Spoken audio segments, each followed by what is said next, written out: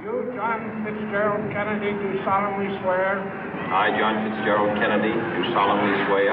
That you will faithfully execute the office of President of the United States. That I will faithfully execute the office of President of the United States. And will, to the best of your ability. And will, to the best of my ability. Preserve, protect, and defend the Constitution of the United States. Preserve, protect, and defend the Constitution of the United States. So help you God. So help me God.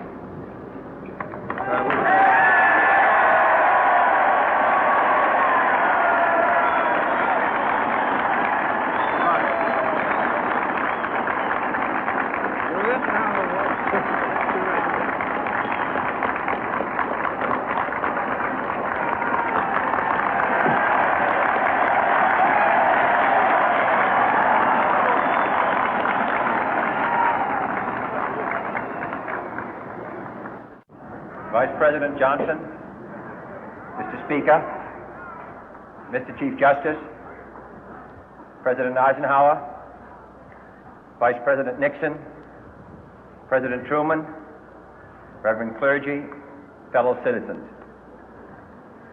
We observe today not a victory of party, but a celebration of freedom, symbolizing an end as well as a beginning, signifying renewal as well as change.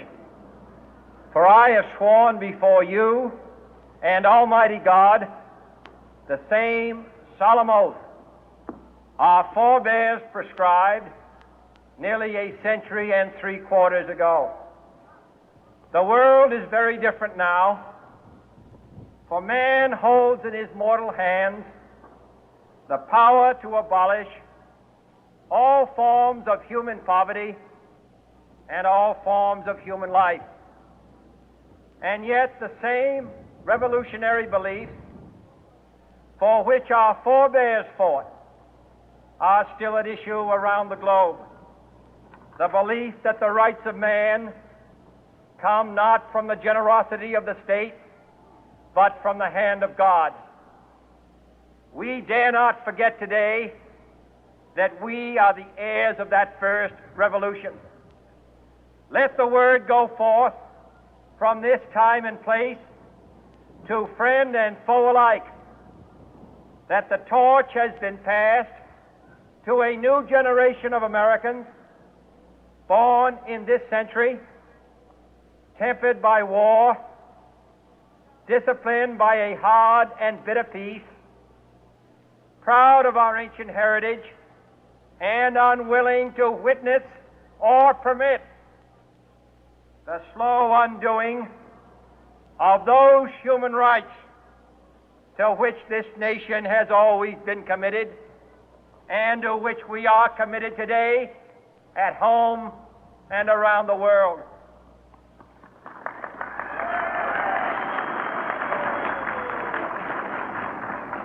Let every nation know, whether it wishes us well or ill, that we shall pay any price, bear any burden, meet any hardship, support any friend, oppose any foe to assure the survival and the success of liberty.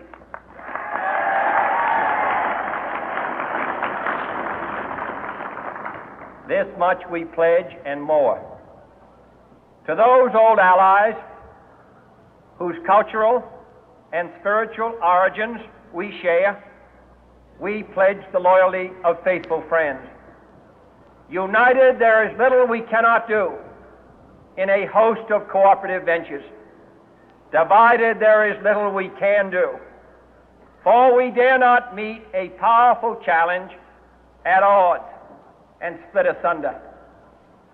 To those new states whom we welcome to the ranks of the free, we pledge our word that one form of colonial control shall not have passed away, merely to be replaced by a far more iron tyranny.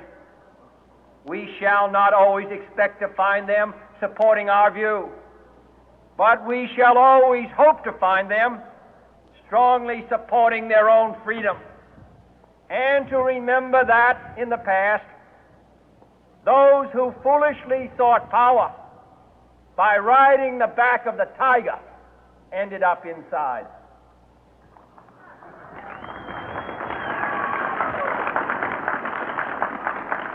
To those people in the huts and villages of half the globe struggling to break the bonds of mass misery, we pledge our best efforts to help them help themselves for whatever period is required, not because the communists may be doing it, not because we seek their votes, but because it is right.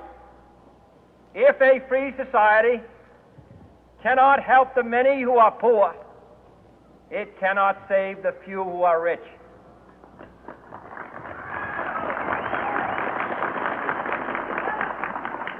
To our sister republics south of our border, we offer a special pledge to convert our good words into good deeds, in a new alliance for progress, to assist free men and free governments in casting off the chains of poverty. But this peaceful revolution of hope cannot become the prey of hostile powers. Let all our neighbors know that we shall join with them to oppose aggression or subversion anywhere in the Americas. And let every other power know that this hemisphere intends to remain the master of its own house.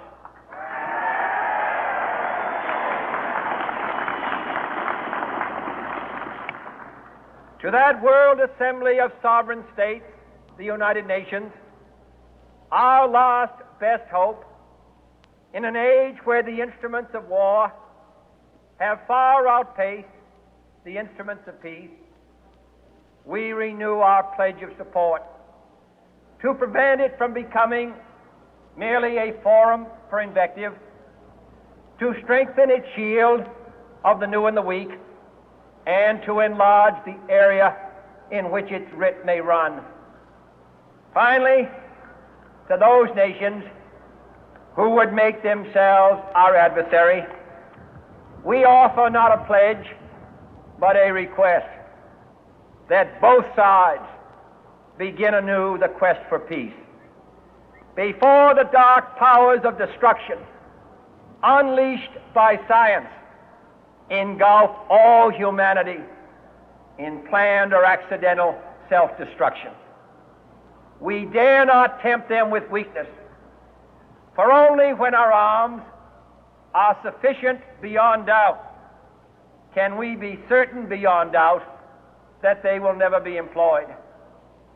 But neither can two great and powerful groups of nations take comfort from our present course, both sides overburdened by the cost of modern weapons, both rightly alarmed by the steady spread of the deadly atom, yet both racing to alter that uncertain balance of terror that stays the hand of mankind's final war. So let us begin anew, remembering on both sides that civility is not a sign of weakness, and sincerity is always subject to proof. Let us never negotiate out of fear, but let us never fear to negotiate.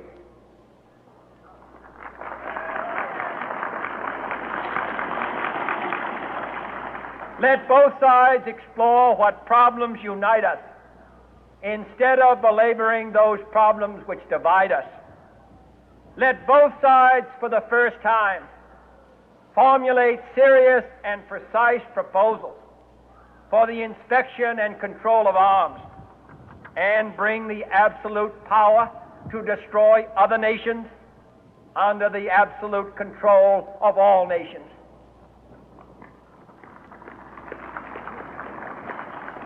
Let both sides seek to invoke the wonders of science instead of its terrors.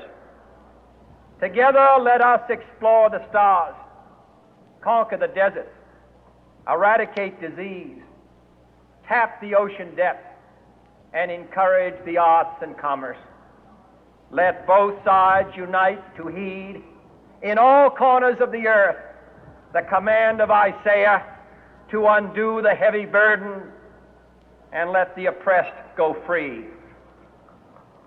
And if a beachhead of cooperation may push back the jungle of suspicion, let both sides join in creating a new endeavor, not a new balance of power, but a new world of law, where the strong are just and the weak secure and the peace preserved. All this will not be finished in the first 100 days, nor will it be finished in the first 1,000 days, nor in the life of this administration, nor even perhaps in our lifetime on this planet. But let us begin.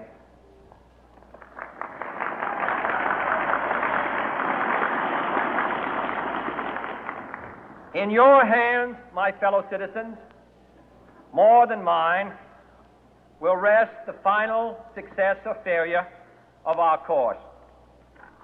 Since this country was founded, each generation of Americans has been summoned to give testimony to its national loyalty.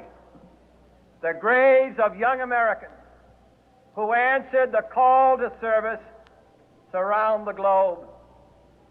Now the trumpet summons us again, not as a call to bear arms, though arms we need, not as a call to battle, though in battle we are, but a call to bear the burden of a long twilight struggle, year in and year out, rejoicing in hope, patient in tribulation, a struggle against the common enemies of man, tyranny, poverty, disease, and war itself.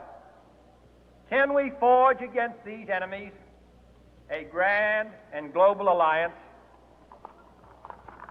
north and south, east and west, that can assure a more fruitful life for all mankind? Will you join in that historic effort?